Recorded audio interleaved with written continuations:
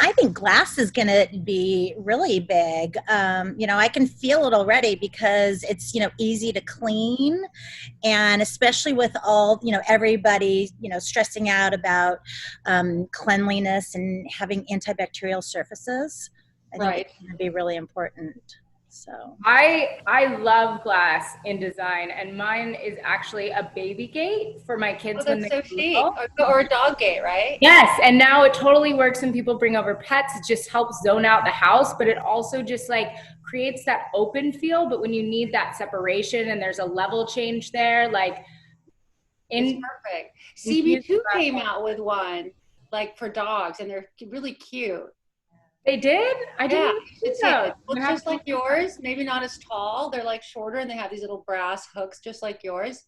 Did you custom make them or you bought Yeah. them? Yes, I Yeah. custom made them, which I like doing. And it's very beachy vibe. and very I like chic it. Yeah.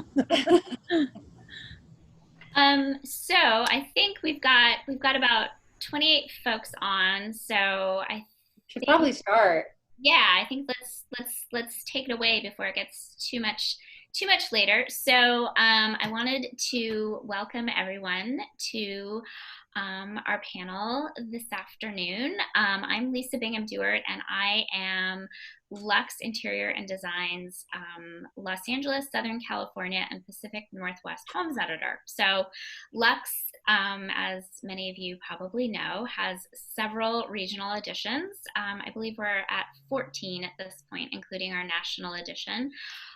So we're very busy, and we really like to celebrate the best in design across the country and dig in deep and have a real rich knowledge of the various markets that we cover. So with that being said, I'm delighted to welcome all of you here, and I thought that we would start out by introducing our panelists. So let's see, Nina, do you want to take it away and introduce yourself? Sure, why not? I'm Nina Takesh, and I am an interior designer here in the small city of Beverly Hills. I do tend to, go a little bit outside of Beverly Hills as well. We have clients all the way down to Orange County, Newport Beach area, which is kind of nice. And what else can I tell you? I live, eat, and breathe design on a daily basis. It's like what I do. I mean, it's my passion. So I'm really lucky to be able to somehow have turned it into a career. And I feel very lucky to be able to do that. Breegan, how about what's your story? Yeah, I'm echoing Nina all the way. I'm so grateful that I get to live out my passion daily. And I am your neighbor, more of the West Side Beach girl, and I range all throughout Southern California. Our offices are in Santa Monica. We have a great team that runs the whole engine, and we eat, breathe, sleep, and live design every day. And I'm so grateful to be here. And Jeannie, how about you? What's your story? So I was a fashion designer for 20 years and tried my stint as a stay-at-home mom. That didn't last very long. Went back to school for interior design in New York, and I've been practicing in interior design for the past 7.5 years. I also started writing a design blog, and then that segued into opening up a to the trade showroom. And right now we're in the process of expanding. We're putting in co-working space for interior designers, and we'll be housing the LA Experience Center for Monogram Appliances, and that should be opening up in the next couple months. So, and I don't know if I mentioned I'm in Pasadena, which is a whole different world from Venice and Beverly Hills. Well, so I think that's one of the most interesting things that I wanted to get to eventually as we're talking, and I think we've all kind of hit on it to begin with, is that we're here to talk about trends in California design, but California is so big and so diverse geographically, demographically, the whole nine yards, that you can't really say that there's one cohesive way of thinking about California, because if you think about it one way, you think about it the beach way, you're totally discounting the mountain way or the city way or the suburban way. And so it's definitely kind of an unwieldy beast, design in California. But I wanted to kind of start for a moment.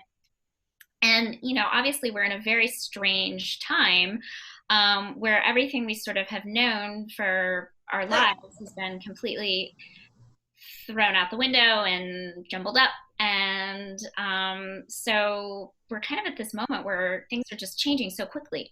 So I wanted to kind of take a moment, step back, and talk about maybe some of the general threads you're seeing in design sort of across the United States to start out with, if there are any of those things that are really sticking out in your mind, and then we can talk a little bit more about California in a moment. Breegan, do you want to jump in there? Sure. Well, I think we all know outdoor spaces are hugely important right now, and every client that I have is wanting a revamp or to really utilize the space in a way we haven't before, and it's become ever more important. So for me, relationships with fabric companies like Sunbrella are just ever more important than before when it comes to sourcing. I think, you know, I know we were asking regionally, but when we come down to the hyper local, being by the beach, the need for the outdoor furniture to last always has the challenge of salt water. So it's fun to lean into the function of home design. And I do think there's a moment right now with everything happening where function is important again. Beauty was always achievable, but people are truly living in their spaces and understanding that that cute corner that's set up is square footage that can be utilized as a home office or desk area. So I'm seeing people really get back to the root of how design interacts with the life they live.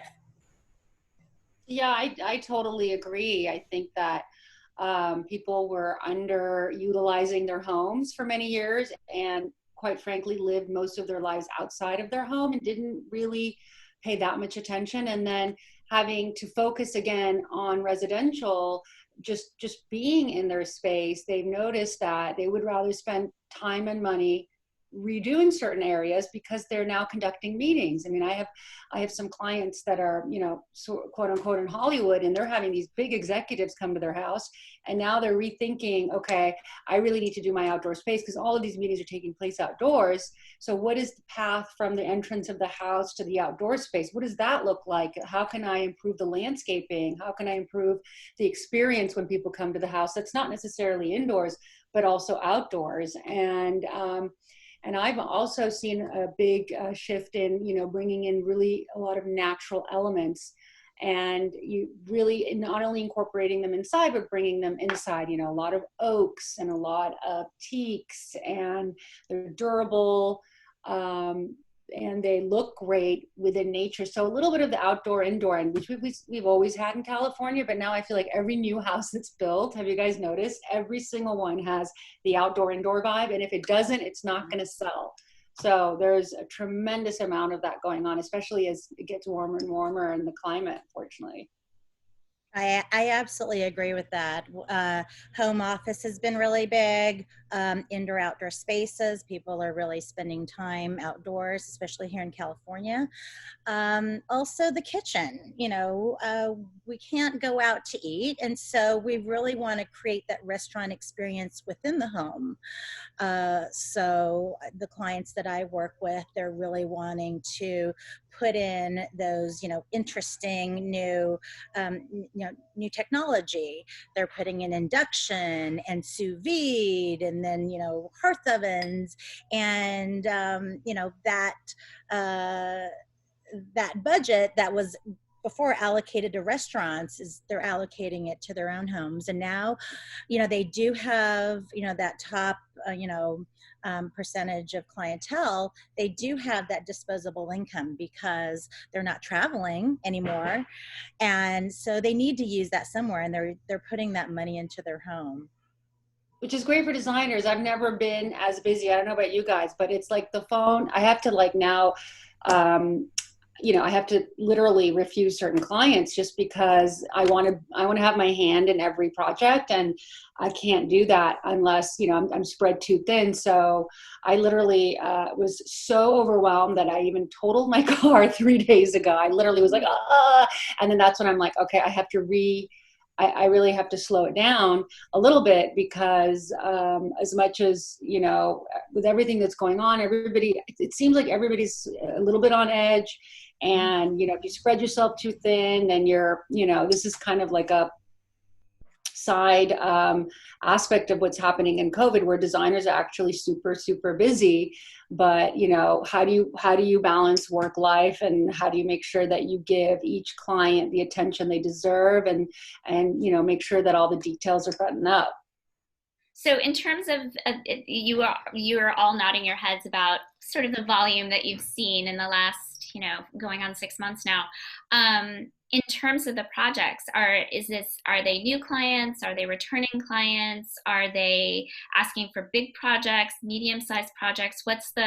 Do you in each of your practices, are you seeing a certain kind of bulge in one area or the other in terms of your clients, or what they're asking for? I'm seeing a lot of redesign. So every client who I forgot about that I thought we were finished with has called me in the last few months and wanted to change or look at something else. But additionally, I feel like I'm getting a lot of new clients who now are understanding the importance of what we do. I'm also getting a lot of asks for things that like you don't see, like the air quality in the home. People are paying attention to different things now, and you want to be able to offer that in the full encompassing home environment experience. Mm-hmm. So I would say it's everybody. It's right. Everybody they're all coming out. Mm-hmm. It's interesting because I'm getting both new and repeat clients, but vacation homes. I wanted to ask about that actually. Is that a big bulge there too? For me, it's been one in Palm Springs and one up north in Tiburon. So yeah, my client just called me up and said, hey, I just put a deposit on a vacation home and I'd like to hire you. All right, done. So I have a couple clients who were in the process of moving when COVID happened into homes that they were going to renovate, and then their entire budget, instead of going in the home, went outside of the home, because as you guys know, exterior is very expensive because landscaping can be so expensive. The more you put, especially in California, we're lucky we can have land, not a whole lot, but we can have some land. And so I find there's a shifting of the budget to outdoors, and a lot of my clients are like, I want to buy that beautiful, incredible sofa. So they're spending a lot more money on the outdoor furniture because they don't want to have to cover it like we once did. They want it, you have some of these new products that are out there, these like foam sponges that are in material, these materials that you can actually rain and it goes right through. You don't have to clean it. The gardener can just hose them down. So they want like really quality materials that can stay outside, that you can use daily. And a lot of that sort of budget is shifting. But yes, definitely vacation homes, second homes are really trending right now, and people who are just like leaving and going to a different area altogether. So it's been a little crazy. Yeah, for sure.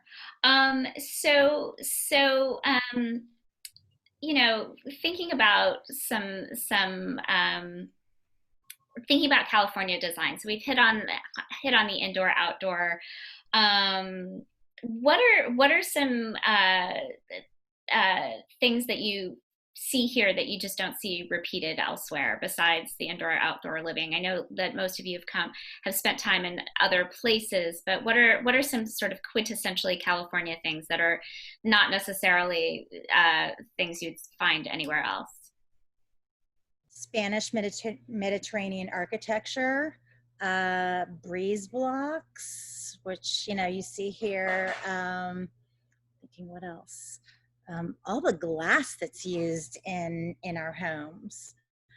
There's a big use of glass. We have so much to in the city, the beach, facing the mountains, everywhere we use glass, because we want to enjoy the outside and bring the outside in. Whereas in other parts of the country, where it gets cold, you want a more intimate space, and so you want to develop that cocoon to live in. So you don't see as much of that glass in other parts of the country, I think.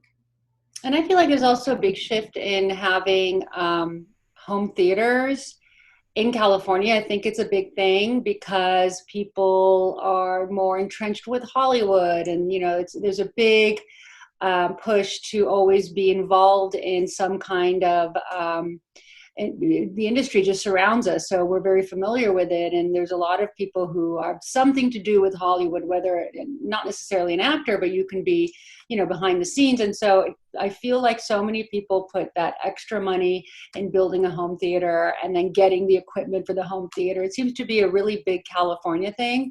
And the other thing that I've noticed in California a lot is mixing the grass joints and pavers, and bringing a lot of that sort of design element into their backyards, which you don't necessarily have to do in places where you have lush vegetation, because you have beautiful grass and you've got these beautiful trees and it's always lush and green, and so you don't really have to put a lot of time and money into it. In California with the drought, everything looks so bare and everything is really hard to, you don't want it to use too much water. So people are really incorporating interesting vegetation and trying to soften the hardscape, which has become really kind of a problem over the last 5 or 10 years. And they're doing very creative ways of managing that and bringing great plants that can really live, in this drought, non-tolerant environment. Yeah. And I think very stereotypically, like meditation rooms and Pilates rooms, I'm seeing a lot of home gym setups, which I'm sure is happening all over, but there's usually a Pilates reformer in a lot of my clients' homes, and a space for that holistic California beach approach to active living. Definitely. Yoga, massage. Yeah. Gotta have the basket with the yoga mats in it. Yeah. Really It's a multi-purpose room, I find. They're like, I want the room that does the yoga, the massage, the hair studio. Depends how much room they have, but there's always that great room, exactly as you said, that is a place where people can, especially because they can't get to gyms anymore. I'm seeing a lot of people wanting to convert certain rooms that have less use into what would be now a home gym, and they're putting big TVs in there and doing YouTube or things of that nature. Yeah. Thin bikes, but it's also the holistic aspect of like that space wellness. Like California does wellness very well. Getting their juices delivered, going into their yoga studio with their, and the outfit, I would say, of California, the uniform of California is literally Lululemon. So you actually fit nicely with your yoga studio, you blend in. And that's all you see. That's all you see on the street. So that's very California. I don't think that's happening on the East Coast as much. And I think there's also a really interesting use of, mixed materials in the home, the use of concrete and woods and, grass cloths,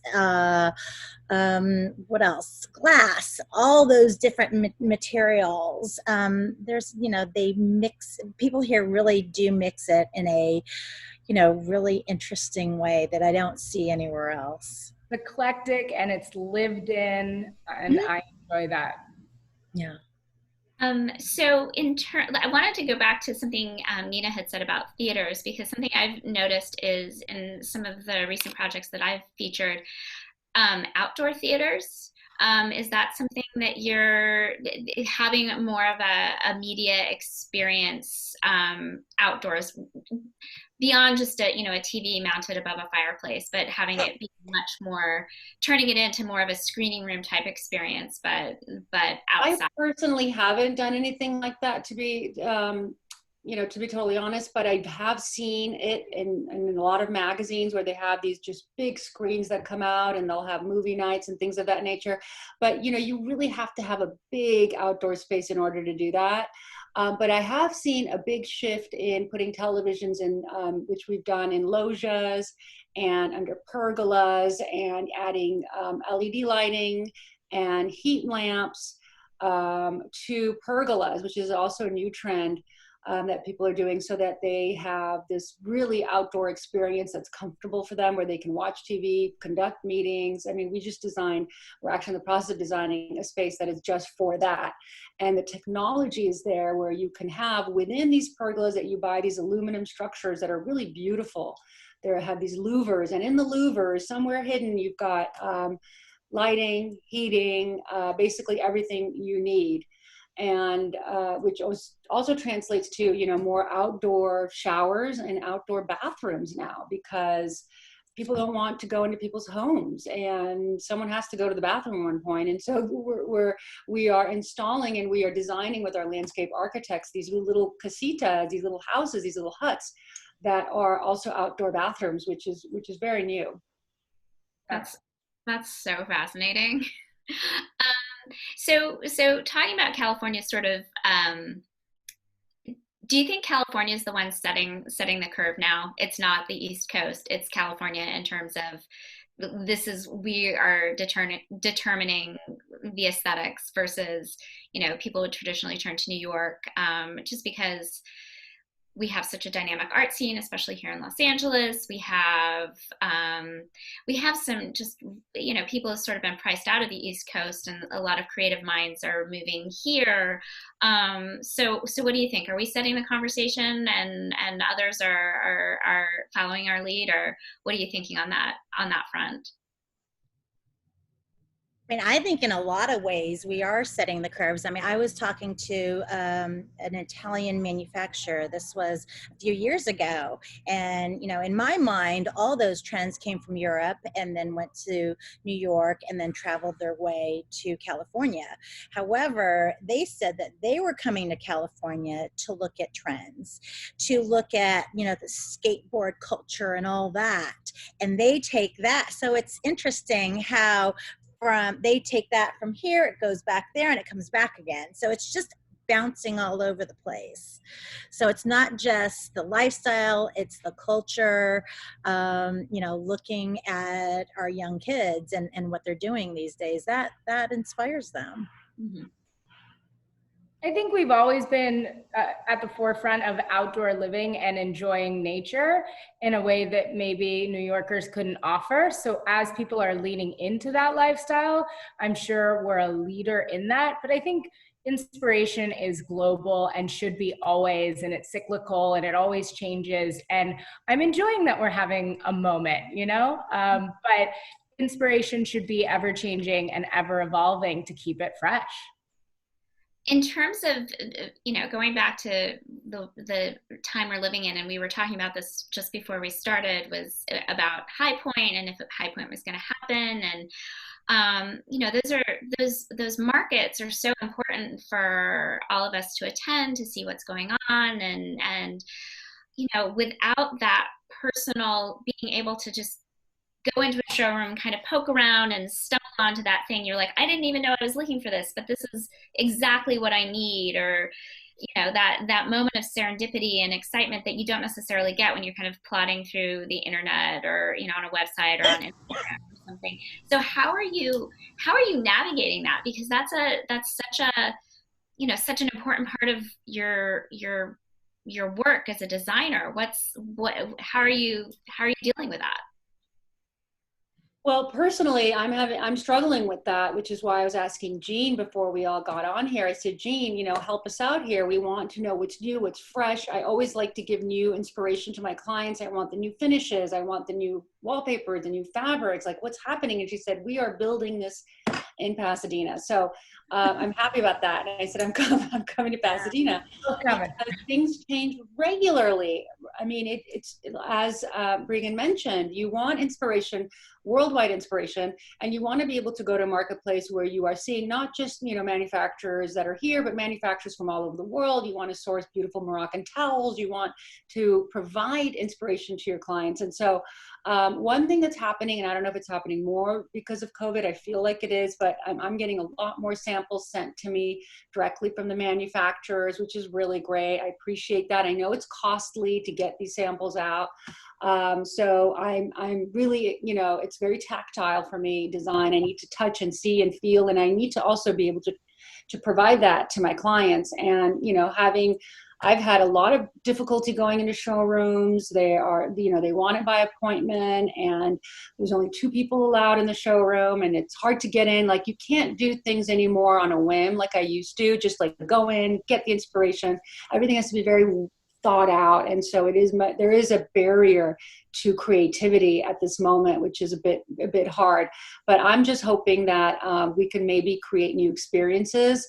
Whether that be through Zoom, where you do like a Zoom virtual, you know, showroom tour, that would be helpful. But I really think that we haven't really started that yet. In fact, Jeanne was talking about the Pasadena Showcase House and how it's going to happen this year, which I think is really interesting. Jeanne, if you want to chime in on that, because I thought that was fascinating. Like, how do you do a showcase house without showcasing the house? Exactly. Well, you know, I think things are going virtual. They really are. And, you know, it's a new way of doing things. But, you know, it's here to stay for at least the next few seasons, I think.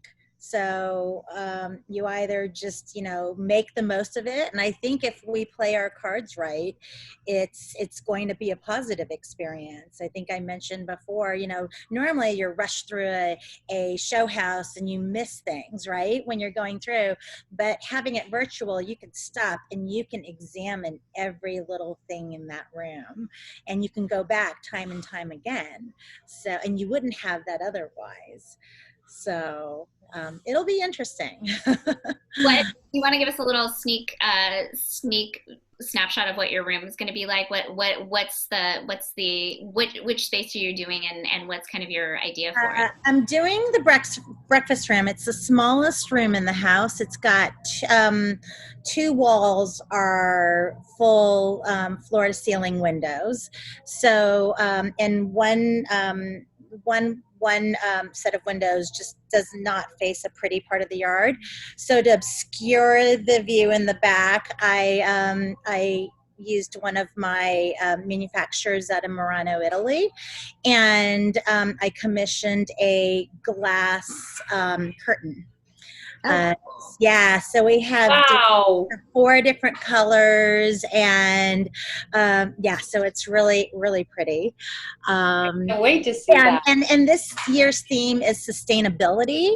So we've kind of, you know, taken it one step further. And, you know, when someone gives me a challenge like that, I'm going to go all out. So, you know, the wallpaper is recycled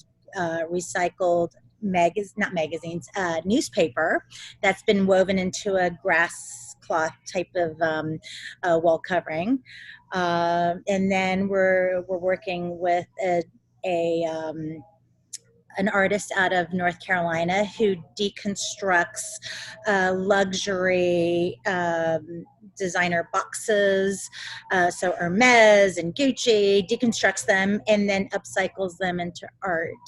Ooh. So we've got that on the wall. That's so, great. Yeah, can't wait to see it. It's I call it a little jewel box. So, there's something to look at. And we have 3-dimensional butterflies on the ceiling. Yeah. So. And what I love is that now, if we cannot get there physically, there is more effort in the technology of being able to experience these things, which I think will lead to the global inspiration, because at the beginning of these Zooms, I was like, oh, there's so many people that I may not interact with, because if I was prone to local or to travel, we might not all be on the same conversation or having this shared experience. But because technology is catching up to meet all of these needs, like, we can all experience this without, physically being there and purchasing a ticket, which I'm hoping is a great thing. I'm also leaning into print. Like, I get a ton of catalogs. I used to throw them out a lot because they just stack and stack and stack. And I know everything's going back to the internet, and there's always been this conversation, but magazines like Luxe, I'm like, oh yeah, I need to save this. I need to remember to open the pages, because a lot of the brands in there I would see at market or get to experience and walk through, but they are still doing traditional print. So I think in these moments we innovate, but we also go back to the traditional ways that have always worked. And so magazines have become very valuable, and catalogs to my business again, in a way that I wasn't as dependent in the last few years on. Especially because you could take the magazines to clients, and it gives them a better understanding than perhaps something on the computer screen. In a way, it's something more tactile, which even though they could see it, even though it's just print, it really does help. I like to layer those with my samples sometimes. It just makes it a better experience when you're doing client presentations. So I agree with that, Breegan. And I think the virtual tours online will really bring those designers who haven't been to market before.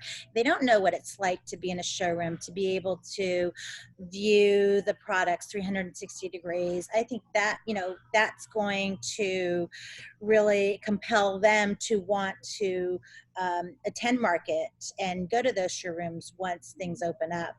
I normally lead the insiders tour for High Point Market every market, and I have 15 to 30 designers who I take around to all my favorite showrooms, usually showrooms that offer some sort of customization. And one of my vendors asked me to gather some designers, and we got we had a nice group of designers, and we were on one side. They took us through the entire showroom and like, wait, focus on that. Let me see that little piece. And they were really telling us the story and stopping where we asked them, and, tell us a little bit more about that. And, you wouldn't be able to see that, you in the showroom, you could see that, but, these designers who otherwise wouldn't go to market, they will go to market later on, I think. And how are you managing that in your own showroom in terms? We're pretty much closed right now because of construction. We've consolidated everything from the back of our building to the front. It's like it's a mess over here. But dust and everything, you can't even walk. So most of the designers that we're working with, it's purely online. They're sending us things that they're looking for, and we'll source it for them, or they know they have our line list, and they'll go through the catalogs and ask us for quotes and memo samples and all that. So yeah, everything's been via email, phone, or virtual. So I want to. Oh, sorry. I think a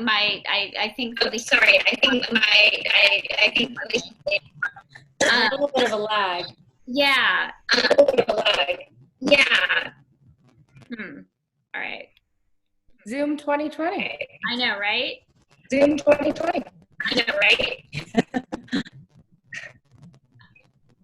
So I can moderate, should I? I mean, if you want to step in, because I don't. Yeah, I'll step in while you get your internet. I think something that I know that you're all going to talk about would be great for the audience to listen to is I have it written down just in case it's kitchen and bath renovations. What are some of the things that you are seeing? I would be much more interested in talking about right now, and what you guys are seeing. in Malibu, in Venice, in terms of kitchen design that's really different from, let's say, 10 years ago? I'm still getting a little bit of an echo, but I heard kitchen and bath and how it's changed. Is that where are we? Yeah. What are you seeing the new trends of kitchen and bath design? I think people are having more fun, but I'm also seeing more serenity in the kitchen space. I think it's used to be more of a traditional center where we sort of went into that East Coast vibe and just really deep and dark and almost Italian inspired. And specifically for my clients in these areas, I'm seeing a lot more modern, clean lines, and cleanliness is kind of making a trend in simplicity. So I'm seeing less like bells and whistles that you see right away and more hidden hoods that are invisible and those sorts of things. Mixed metals, like I'm loving the new metal trends. Decor is like a line that I love that has some dark, like they all have a different name for that like blackish pewter color that we're seeing everywhere. And then clients are open to mixing gold with silver, like in a kitchen, which is something I never saw before, that they were willing to open themselves up to. But when you leave a simple palette, you can allow for those pops. Same with bathrooms. People are just having more fun, especially in powder rooms. Like that's a space where I can really introduce my clients into like bold choices where they might be more fearful in a living room or still not ready to go there. In a powder room, they can just like, it's their going out outfit. Like they are just having fun. They're willing to take a chance. And then they notice that they love it. So they start to lean in and give more trust in letting me help them through their artistic expression, I think. Very well said. I must agree with you. Jeanne, what are your thoughts on kitchen and bath trends at the moment? Innovation in the kitchen is a big thing. You know, whether it be appliances, lighting, and just being able to control that via your smart device or even voice activated. You're seeing that even with your faucets. You know, you can speak to your faucet. You can have it measure out half a cup of water. You know, you were never able to do that before. Also, is it biophilia and introducing, you know, the growing your own herbs in the kitchen. Performance countertops. We were using lots of marbles and natural stone before, but nowadays people don't want the maintenance. They want the look, but they don't want the maintenance. I think 5 years ago when these porcelain countertops, marble look porcelain countertops came out, they were very pixelated, but now it's gotten to the level where it's really good. You can't tell. You can spill tomato sauce, lemon juice, whatever, and don't have to worry about it. And that's what I find people are looking for. They're really looking for performance. Right, and durability, because they're spending, you know, tens of thousands of dollars on a kitchen, and you want it to have longevity, and you don't want to have to fret and freak out every time you're frying, you know, some meal, and oil travels 10, 20 feet. Nobody really realizes that. And it adheres to the stainless steel. So I'm seeing the trends that I'm seeing is I don't want to see any appliances. In fact, I want my kitchen not to look like a kitchen, the non-kitchen kitchen trend, I call it. And essentially it's like a room. And then next thing you know, you open this door and you've got a stove in there or something. So there's a lot of that that's going on where the room is very zen. It's very simple. There's a lot of natural materials. We're turning away from stainless steel everywhere to very minimal appliances. And that's where the colored appliances I see are coming in, which is like, well, you'll have a pop of, you know, green, or you have a pop of red. But then if you don't do the pops, then your appliances melt in and disappear into the cabinetry, which I really like. And then I also find that we're seeing a lot of molding that is coming through. So for instance, the room itself will be very sophisticated and it'll just have like simple slabs. But the other great trend that I'm really seeing and that we are putting into practice is no more upper cabinets. So they're gone. I don't know where they went, but I guess nobody needed their upper cabinets. I'm like, where's everybody storing everything? But you know, California, we're lucky we have bigger spaces, so now everything's going in the bottom cabinet. But there are no more upper cabinets. Certainly where you had your stove and where you had your hood vent. So that I find to be very fun. But then I know a lot of clients struggle with, well, what am I going to put on the shelves of these? It's purely decorative. So you really have to have, you could not do that in New York. Space is so, you know, critical, and you don't have that. But I think this is a good segue into Pearson Glass as to what products can you incorporate from Pearson into this kind of lifestyle, which I think really goes hand in hand with what Jeanne was saying earlier about glass itself. I mean, glass itself is a California thing. And what products, I know they have some incredible products that are mind-blowing, thick, and I mean, could you do a counter? Actually, I have some pieces right here. Yes, there you have it. Yeah.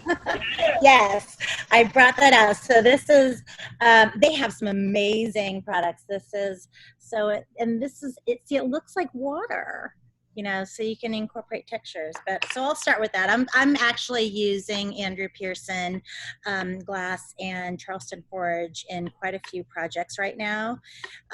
They've got the line where you can just choose what's in the line.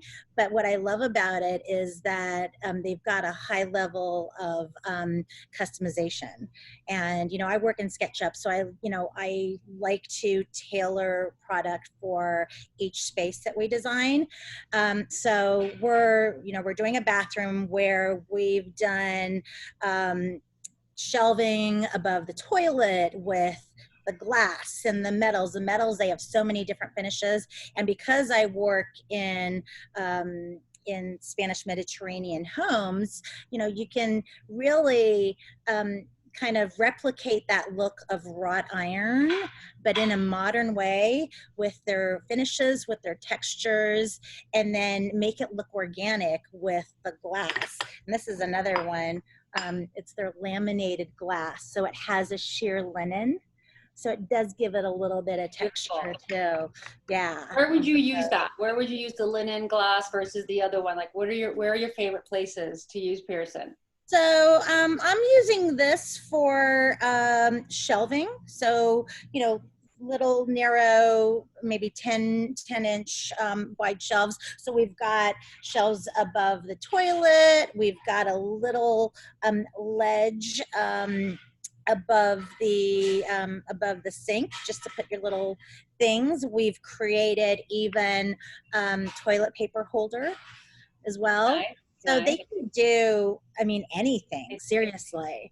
And I needed an ADA compliant vanity for the showroom that we're building here. And I was able to get all those exact measurements, the clearances for the knees below, everything. Oh, wow. I don't think you could get that with any other line out there, or there are very few, which has all the different options, the different glasses, the different types of glass, the different finishes, textures, all of that. So, and I would imagine for outdoors, it's a great element and it's a great product to have because it's not going to weather. And if you want to have color in it, I think it's a wonderful piece to have outdoor, and maybe even make, you know, a sculptural piece out of it. I think would be really fun to do. I think having customized glass, like right behind me. Right, yeah, you're a great big designer's best friend.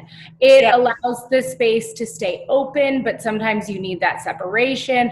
Mine, I've turned into a functional piece. We're seeing my baby gate.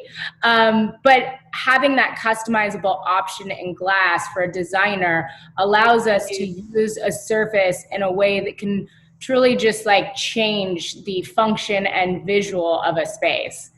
I love glass.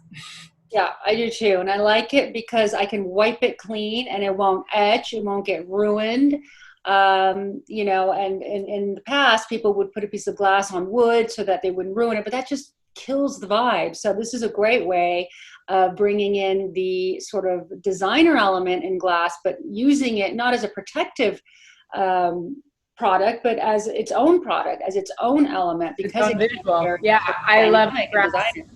Yeah, I love a grass railing. I think on the stairs, it's just a beautiful way, especially if the space feels cramped, to just like open it up. Glass has always done that for me, especially with that California indoor, outdoor, modern living, where we're going to be tough on our products, and glass lasts. It lasts forever, yes. So looking into our crystal balls, I wanted to find out what are the trends that you think are going to come next? So we know what's happening right now. We know, the turn to black and brass, and the old the oak floors that were black espresso turned to gray, and then they turned to natural wood. Like, what is next? What are you seeing? I'm seeing what is next. I think that one of the jokes that I saw when this whole thing hit was like, don't give me an open floor plan anymore. And I would say that that hasn't seeped in yet, but I do think that private spaces that are specific to use are becoming more important. So that gym we were talking about, the theater room we were talking about, I think that functionality in spaces is becoming more important than additional guest rooms. Right now, as in terms of like color, I mean, Nina, you were talking about like California, we bring the greenery inside, the indoors, outdoors. If you can't go out, putting plants in your home is so essential, because it just gives you that serene feeling that you want when you feel enclosed. So even just the background of your beautiful Zoom, like it offers this brightness because it feels inspirational in terms of nature. So I think we're definitely going to keep going down that as an inspiration. I totally agree with you. In fact, while families have to sort of shelter together, the children, and who knows how long this pandemic is going to last. So while families are sheltering together, they each want their private spaces. And so this concept, this open concept, although is grand and wonderful, is also very difficult for an entire family to live under. And so I do agree with you that there are going to be more private spaces. There is going to be the need for the grand room. I always feel that will always be sort of there, the den, the kitchen. But I do like separating spaces sometimes, because it feels a little cozier. And then you can, create the big expansive spaces with, with your outdoor leading into certain spaces, but then having those, private spaces when people just want to get away and get on a Zoom class and do their own thing. So, which probably is a good thing, I would imagine. Am I back here? You're back. Oh, good. Hello, Lisa. All right. I think that was I'm blaming the heat wave. Right. But I think we're coming up on almost an hour, so I wonder if we want to devote a little bit of time to some questions, and just bless you, and wrap things up. So I've got one question here about wallpaper, and I think we hit on that a little bit, but the question is, trends in wallpaper, is it still in demand on all walls or just on feature walls? What's the word on wallpaper? Wallpaper is hotter today than it has been ever. I know that, 5 years ago, everyone's like, it's all about the wallpaper, but now it's even more so. And the way that the wallpaper is, I think, trending is not in the actual design of the wallpaper, but it's in the textures, and it's in total abstracts. So ombre wallpaper is huge. Grass cloth is making a big comeback, but with texture and color, and sort of like these really out of this world vibes that are coming out. And then another big trend in wallpaper is that wall that's an entire, gigantic element. So it almost feels like you're in a different world. So whether it be a giant flower or something really crazy, I think has made a very, very big trend right now. But I'm seeing so much wallpaper and very artsy wallpaper. So, and I'm loving it because actually I'm having difficulty choosing, but I'm loving all the different metallics that are going into wallpaper, and the advancement in the printing of the wallpaper is really great. So my vote is wallpaper is here to stay at least for a while.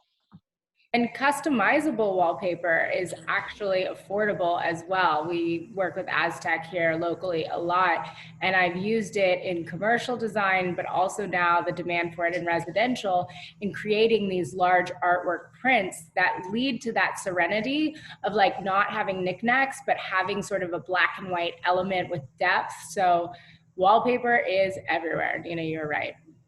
And it's not just for the walls either. We're using it on the ceiling a lot. Great. The fifth wall. You get less tired of it.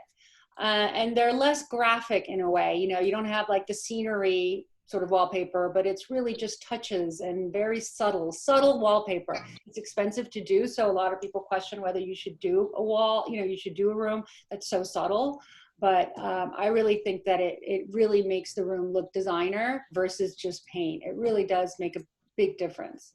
Lining cabinets again too, just the back element to allow the shelves to be less cluttered, but give you that personality. I've seen that actually a lot recently. It seems that it's something that they're doing a lot in the Pacific Northwest. I've had a couple of projects the last couple issues where they're doing a lot of lining the backs of cabinets. And it's looking. Well, you can't tell whether it's tile or wallpaper in a way. You're like, is that tile? Is that wallpaper? What is that? And it's like paint dripping down, and it's very artistic. I really think that wallpaper has taken leaps and bounds in terms. I mean, a couch hasn't, but wallpaper has. Exactly. And then let's see. I had another question about specifically home offices for kids. Are you getting specific requests for kids' home offices, and what are your sort of tips for creating a functional home office for for your kids who are doing school at home? Well, we're doing one right now. That's why I'm chiming in quickly. I hate to take so much time, but what I wanted to say about it is that we are doing one in a house where previously we wouldn't have spent so much time and energy in designing this space, but we know that it's going to be very important to this particular family. And so we're doing glass wall that actually will close and enclose the space. So it's not a room where it's completely shut off.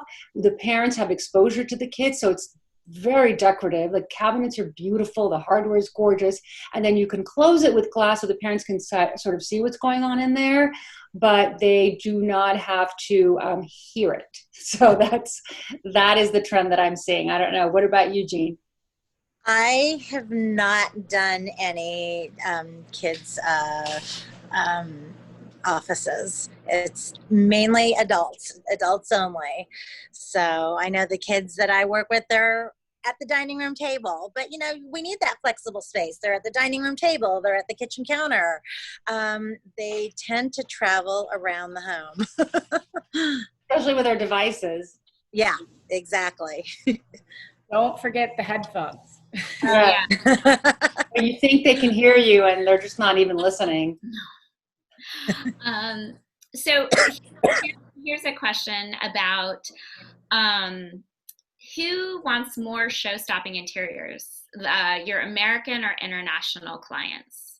And I guess that's, define show-stopping, because you can have a pretty show-stopping, very minimal and neutral interior, and you can have a show-stopping, what you think of traditionally as show-stopping with lots of color and pattern and everything left and right. So what do you think? I would go ahead. No, Breegan. no. I'll just say quickly, I think in California specifically, we're good at the subtlety of luxury. It's like the sweatshirt in Malibu that's actually like $1 million sweatshirt. And so I think that translates into our interiors. The show-stopping elements are actually very subtle here specifically, but I'll let you expand on that since. No, I think here in the States, we're definitely more subtle than overseas, especially in Europe. I mean, I'm working with color palettes where, you know, European, it's, you look at the European fabric books and it's just a lot of saturated colors. You take a velvet book from, let's say, Designers Guild and one from, let's say, Cravat, and you flip through it, and Designers Guild is just really saturated bright colors, and but the American version is, it's colorful but it's muted and it's really toned down. So here I think we're definitely we're not so comfortable around color. I truly believe that as Americans, we're very afraid of color. I used to love color, and then I became sort of afraid of it myself because everybody was so afraid of it, and it rubbed off on me. And now I'm like, what? Use color. But it's hard. It's hard to commit to a color when you're going to live with a piece for a long time. So what I recommend always to my clients is get the pop of color in your flowers, or bring decorative pillows or accents, because inevitably you're going to get sick of it. You do not want to get a sofa in, although I love a colored sofa, but you do not want to get a sofa, for instance, in a burgundy red or something like that, because you will, you know, it might look cool for a moment. And what I do find in California that is very interesting is that although people are very afraid of color in their homes, the fabrics, they are very open to it in terms of art. So as you said, it's you know, art is a very big part of Los Angeles.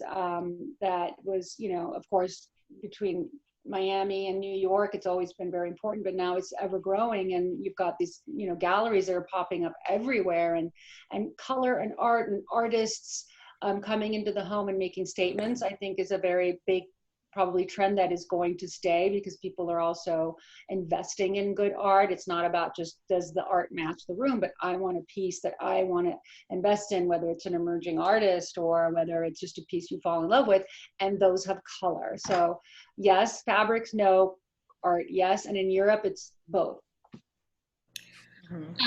Okay, and one more question, I think, before we wrap things up.